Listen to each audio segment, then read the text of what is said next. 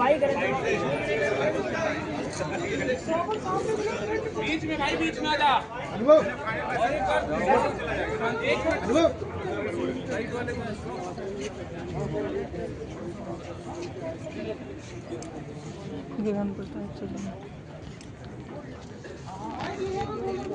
हमारी तरफ से अभिनय सर सारी बातें बताएंगे आपको।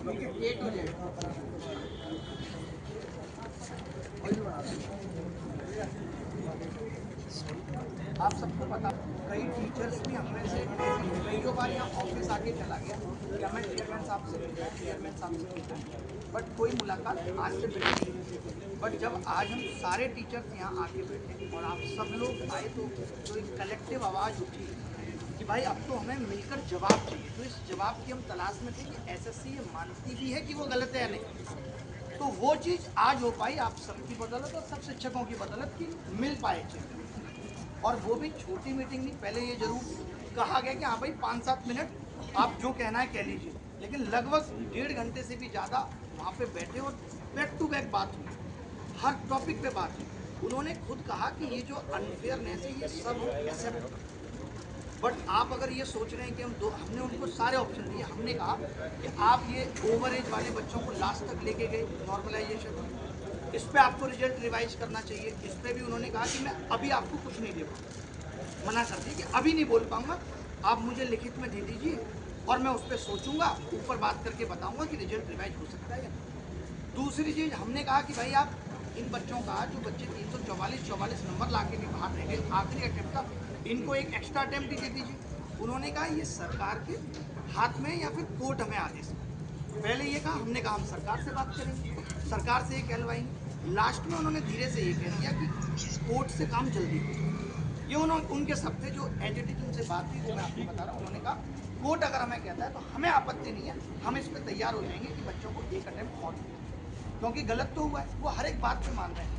इनफैक्ट आपने हम सोच रहे थे कि सवाल गलत आए, अभी तक हम भी यही सोच रहे थे कि चेयरमैन को मतलब नहीं है, ये पैसा कमाने के लिए हो रहा है। तो उनको गलत सवालों में 7-8 तो उन्होंने हमें बता दिए कि 14,3 वाला सवाल सही हो सकता था, बट वो कह रहे थे ये चेयरमैन नहीं सही करता, ये जो आंसर की चेयरमैन नहीं बनाता। अब ये बन गई और रिजल्ट रिवाइज हो गया, रिजल्ट जारी हो गया, तो अब कुछ नहीं हो सकता है। बट मैं आपको वादा देता हूँ कि आज के बाद कोई सवाल गलत नहीं आएगा। ये कम से कम 5 से 7 बार, और भी लोग गवाह हैं, तुषार हैं यहाँ, भाई जिस बात पे गलत लगे वो बता दो।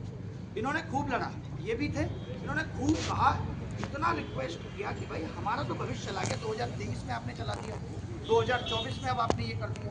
फिर बात आई नॉर्मलाइजेशन की, तो उन्होंने कहा कि मैं ये वादा देता हूँ कि आज के बाद मेंस कभी 2 शिफ्ट में नहीं होगी। ये भी बोला कि बात चल रही है।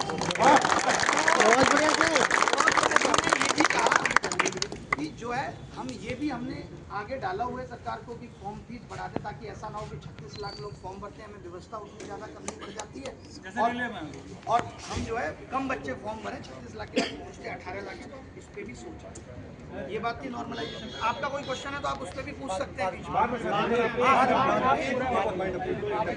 डिफिकल्टी लेवल पे बता देता हूँ।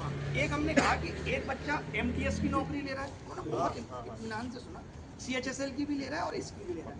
वो बोले इसमें कर कुछ नहीं सकते, बट इस साल से क्या होगा, पहले सीजीएल होगा, सीजीएल का रिजल्ट आ जाएगा, फिर सीएचएसएल, फिर उसका रिजल्ट आएगा।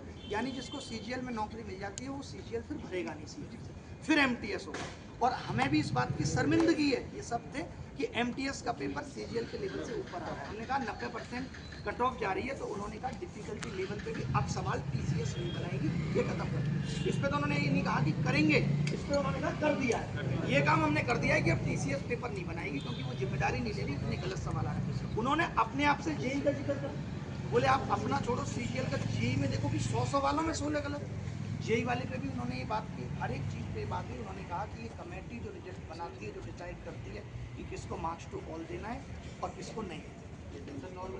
अब वेटिंग लिस्ट की बात आई, तो वेटिंग लिस्ट में हमने कहा कि आप जो वेटिंग लिस्ट है वो इस पे दे सकते हो एमटीएस में।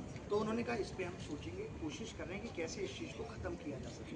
दूसरा जो मैंने उनको सजेशन दिया, बहुत प्रेशर से कम 20 बार बोला होगा, जिस पर उन्होंने कहा कि मैं इस पे ऊपर बात करके अप्रूवल लेने की कोशिश करूँगा। तो मैंने ये कहा कि आप मत लाइए वेटिंग लिस्ट, लेकिन आपको पता है इस बार इतने सारे बच्चे बाहर हो गए, तो आप एटलीस्ट